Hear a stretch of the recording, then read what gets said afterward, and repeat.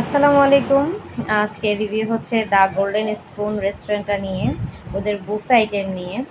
তো প্রথমে এটা লোকেশনটা বলে দেই। এটা হচ্ছে চট্টগ্রাম খুলশীতে যে দ্য বাস্কেট সুপার শপটা আছে, ঠিক ওইটার উপরেই, দোতলায়। তো আমরা চলে গিয়েছিলাম বুফে খেতে। এটা বেশ কিছুদিন আগেরই ভিডিও। তো আমি ওদের বুফেটা নিয়ে একটু আপনাদের আজকে বলি। আমি প্রায় অনেক জায়গায় বুফে ট্রাই করছি, যেমন বনজুর, খুবই বাজে অবস্থা, যেটা না বললেই নেই। আসলে এটা বলে দেওয়া উচিত, কারণ অনেকেরই টাকা নষ্ট হবে ওখানে গিয়ে, মুখেই দেওয়া যায় না। তো ভাবলাম দ্য গোল্ডেন স্পুনের একটা করি, ভিডিও শেয়ার করি। তো প্রথমেই বলে নিই, ওখানে ভালো একটা দিক হচ্ছে বাচ্চাদের খেলার জন্য একটা আলাদা জায়গা আছে, আলাদা কর্নার করে দেওয়া আছে। আপনারা যারা মা বাবারা ট্রাই করতে চান বুফেটা, তারা বাচ্চাদেরকে খেলতে দিয়েও ট্রাই করতে পারেন। ওখানে অনেকজন সিকিউরিটি দাঁড়ায় থাকে, এই জন্য বাচ্চারা কোনো দিকে চলে যাবে সেই ভয় করতে হবে না, ওরা ওদের মতো খেলতে পারবে। তো আমার ছেলে এখানে অনেক মজা করছে, ওর মতো করে যখন ইচ্ছে খেলছে, আবার যখন ইচ্ছা চলে আসছে খাওয়ার জন্য, আবার একটু করে খেয়ে আবার খেলার জন্য চলে গেছে, ওরকম আর কি। তো অনেক বেশি মজা করছে। যারাই দ্য গোল্ডেন স্পুন কিংবা যেখানে বুফে ট্রাই করার জন্য চিন্তা ভাবনা করবেন, অবশ্যই দ্য গোল্ডেন স্পুনটাই চুজ করবেন। এটা কিন্তু কোনো পেইড প্রমোট না, এটা আমার নিজের অভিজ্ঞতার কারণেই শেয়ার করা। তো এটা হচ্ছে ওনাদের পুরাটা বুফে এরিয়াটা অনেক বড় এরিয়া, আমাদের বসার কোনো সমস্যা হয় না। আগে থেকে রিজার্ভ করে গেলে তো ওরা ভালো, মানে একদম বুফের সামনে সিটগুলো রিজার্ভ করে রাখবে আপনার জন্য। যেহেতু আমি বলে গিয়েছিলাম ওদেরকে, সেজন্য ওরা আমার জন্য সামনের সিটটা একদম বরাদ্দ রেখেছিল।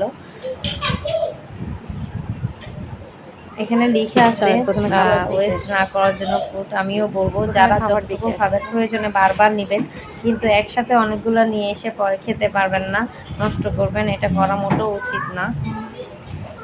তো এখানে আছে থাই স্যুপ, তারপর ক্লিয়ার স্যুপ, যেটা হচ্ছে সি ফুড দিয়ে করানো টমিয়াম স্যুপটা। তারপর এখানে বিভিন্ন ফ্রাইজ আছে, অনিয়ন ফ্রাইজ, তারপর প্রন ফ্রাইজ। তারপর এখানে মোমোস ছিল, মোমোস ফুল ছিল, এটা শেষ হয়ে গেছে, পরে সাথে সাথে ওরা আবার রিফিল করে দেয়। তারপরে এখানে টোপা ছিল, অন্থন ছিল, বিভিন্ন সস ছিল, রোল, চিকেন রোল ছিল, কোফতা ছিল, এই যে জালি কাবাব। তারপরে অনেক ধরনের মিক্স ছিল, বিভিন্ন স্যালাড, ফ্রুটস, বিভিন্ন ধরনের মিক্স ছিল, যেগুলো ভেজিটেবল, চিকেন, সসি সালাদ, বিভিন্ন ধরনের সালাদ ছিল। তারপর প্লেন রাইস, ফ্রাইড রাইস।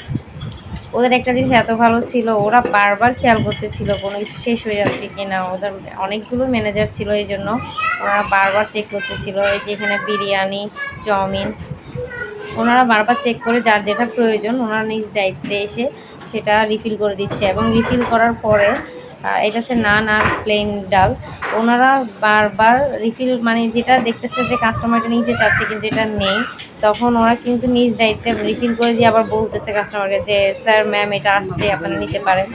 ওরা মানে অন্য ধরনের অমায়িক একটা মানুষ। তো এখানে হচ্ছে চিকেন ছিল, তারপর ক্রিমি পাস্তা ছিল, এটা হচ্ছে গ্রিল ফিশ, তারপর চাইনিজ ভেজিটেবল, চিকেনের আরেকটা আইটেম।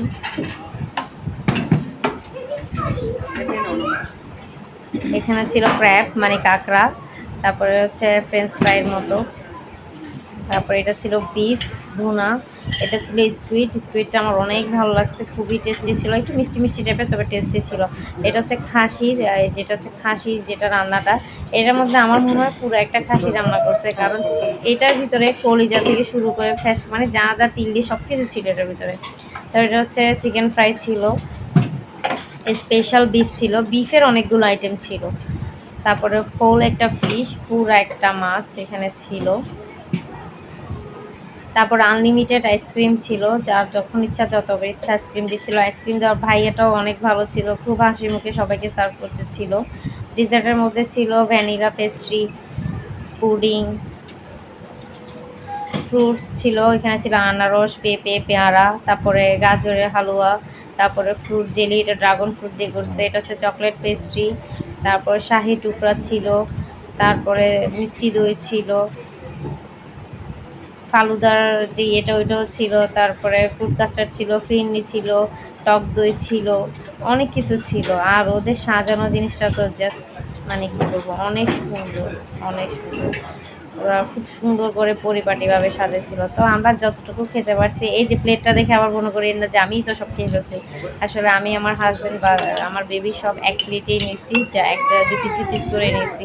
যেহেতু আমরা অত বেশি খেতে পারবো না, আমরা অল্প অল্প করেই নিয়েছি। যেমন তিনজনের জন্য 3 পিস চিকেন, সব কিছু ওইভাবেই নিয়েছি, আলাদা আলাদা করে কারোর জন্য নিইনি।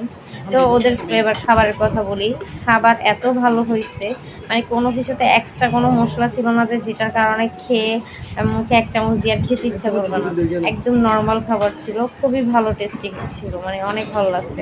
তারপর ওদের ডেজার্ট আইটেমগুলো অনেক বেশি টেস্টি ছিল, অনেক ভালো লাগছে। বনজুড়ে আমি খাইছিলাম বুফে, আমি 1 চামচ দিয়ে কোনো কিছু আর 2 চামচ মুখে নেওয়ার সাহস পাইনি। আমি আর আমার ভাই গিয়েছিলাম, আমার ভাইও সাহস পায়নি। এত বিশ্রী একটা স্মেল ছিল মশলার, কিন্তু ইয়েতে দ্য গোল্ডেন স্পুন এমন না।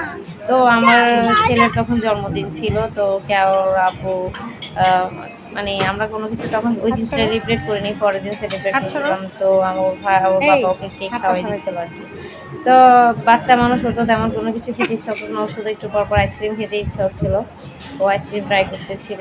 যা যেমন ইচ্ছা তেমন নিতে পারে, আমরা অল্প অল্পই নিছি, কারণ নষ্ট করাটা কোনো প্রয়োজন নাই। যতটুকু খেতে পারবো ততটুকুই নিয়েছি। আমি চকলেটটা নিয়েছিলাম।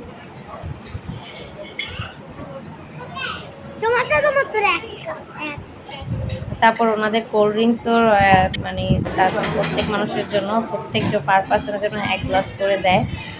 1150 টাকা করে পার পার্সন। বাচ্চা 5 বছর থেকে এর উপরে হলে হাফ নেয়, 10 বছর পর্যন্ত হাফ বা 850 মেবি এরকম। আজকের মতো আল্লাহ হাফেজ, আসসালামু আলাইকুম।